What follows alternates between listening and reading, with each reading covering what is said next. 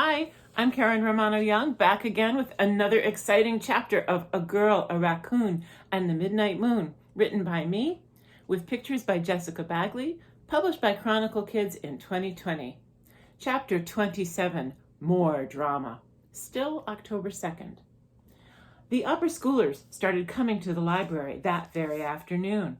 Jaime barged in first, with Oleg and two other 8th graders trailing behind him. "Where's this statue?" Jaime had demanded. Ramon startled at his desk. Nichols peered over the top of his paper. Mom paused in the stamping of date due cards 3 weeks in advance, October 23rd. Pearl leaped up. "I'll show you," she said, "but you have to have a library card to come in here." Mom slid her eyes toward Pearl. "I don't have any money."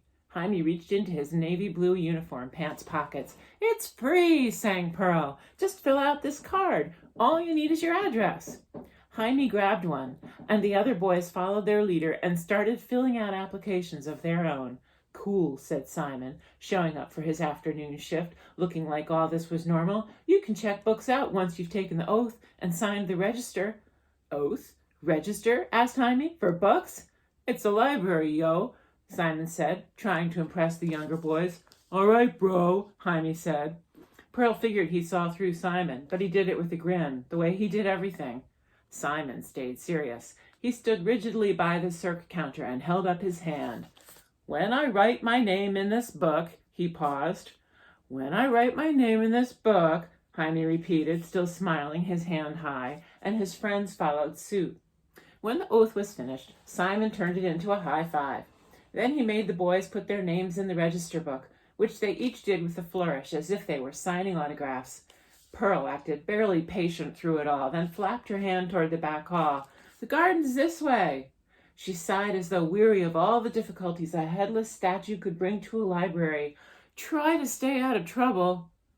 That was Francine's cue to appear in the doorway to the garden, where they could see her, but where Mom wouldn't, Pearl hoped, notice her from the desk just yet. Mom was already suspicious about the whole thing. Just then, Millie burst through the foyer, pulling Khadijah by the arm, with Elsa slinking along behind. "Yes!" "Come," Pearl said grandly. "This way." "Without a library card?" thundered Mom. She swooped down behind Millie and her friends and propelled them back to the circ desk. Pearl stood jiggling her knees, nervously waiting in the doorway for the girls so that Mom wouldn't feel the need to escort them. Finally, they were done. "Back here," said Pearl, now feeling shy. Walking backwards, she drew them through the hallway to the garden door. Francine stood just outside the door, with a spellbound sort of stare on her face. To Pearl's relief, the girls laughed and went out the door. Francine led the kids across the garden to Vincent, as though she was being pulled there by a magnetic field. And Pearl, who found herself tongue-tied at school, got carried along by her own story, narrating as if Vincent really was sending her inspiration. And who says she wasn't? "See, the statue draws Francine near," Pearl said to the kids huddled at the foot of the pedestal.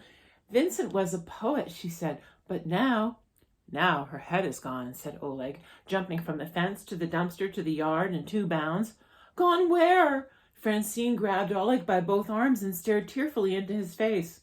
"Nobody knows," said Jaime solemnly. Finally, thought Pearl. Once kids started spreading the story themselves, Pearl would know it was really working. "She wants it back," Francine said. "She wants more than that. She wants—" Pearl waited, knowing there would be suggestions. "Blood?" asked Elsa.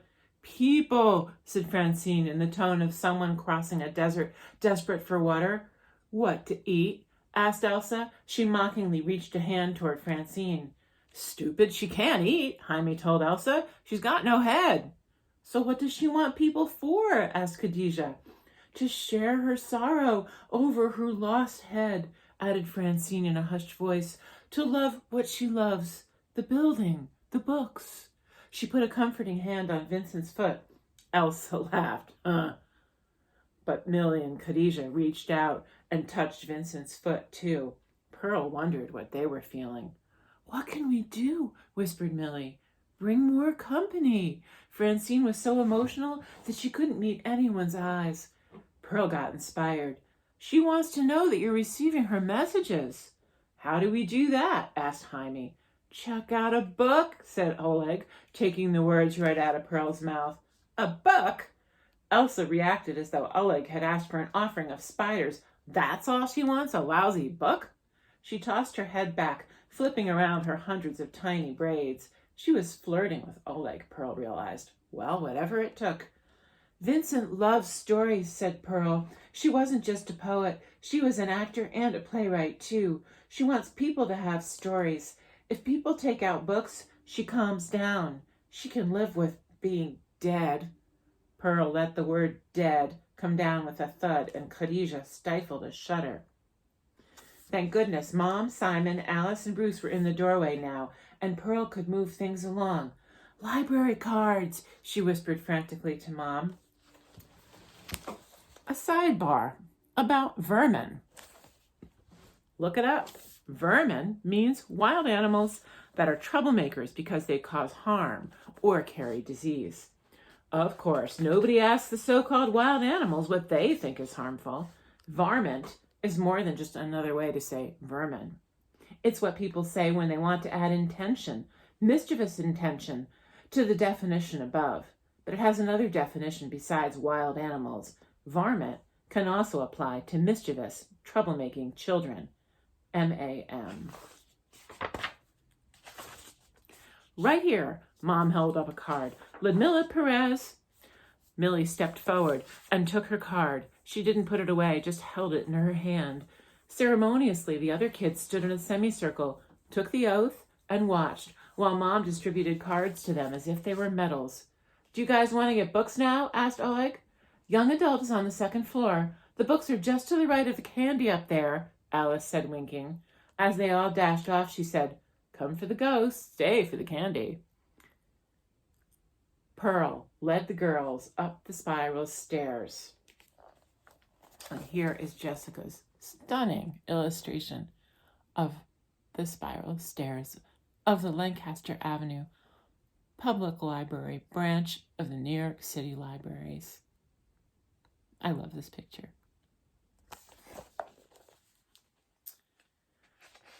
There may be ghost books, Elsa told her, but there's no such thing as ghosts. Pearl ran a finger along a shelf. I think it's a matter of what you're open to, she said, daring herself to sound as spooky as Francine. Elsa stuck her tongue out, but she took down a book. What about miniatures? Asked Khadijah. Do you have books with dollhouses in them? What about robots? Asked Millie. For once in her life, Pearl had to choose between people to talk to. She pointed Khadijah toward the craft books and told Elsa to check the 130s. Then she led the way to the 629s where the robots were. That afternoon, it was a struggle for Pearl to stay nonchalant as the 5 new library patrons walked down the steps, mouths full of Starburst, library books under their arms along with their school bags. She wanted to hug her team, but Francine was in the garden tapping in slow motion, trying to stay in character until the kids were gone, and Oleg had disappeared somewhere, maybe trailing Simon around. So she trotted briskly up the spiral stairs into the children's room, bounced across the floor to the windows, and seeing the kids walking away in the distance, leaped into the air, then came down to earth and hugged Alice. You've done good, Pearlie, said Alice. I just hope the board votes that construction proposal down tonight and makes it all worthwhile. It was not like Alice to want to burst Pearl's balloon, so this was a reality check. Pearl was newly aware of the very real possibility that the library board could, that very afternoon, burst a whole bunch of balloons. And if that wasn't enough, here came Bruce brandishing the evening moon high above his head and calling, Publicity! Free publicity! Just in time for the board meeting. Go team!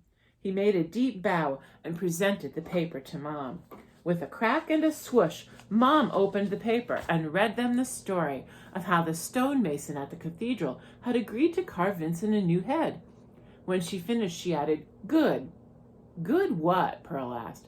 Good about yoiks, said Mom. Keep him coming. I want him to cover our new head Halloween party. That'll help. It's going to be all but too late, said Bruce. Mom resumed stamping date due cards. Not if the Rock Lady story keeps on working, said Pearl. And it will. Thanks for listening. See you tomorrow.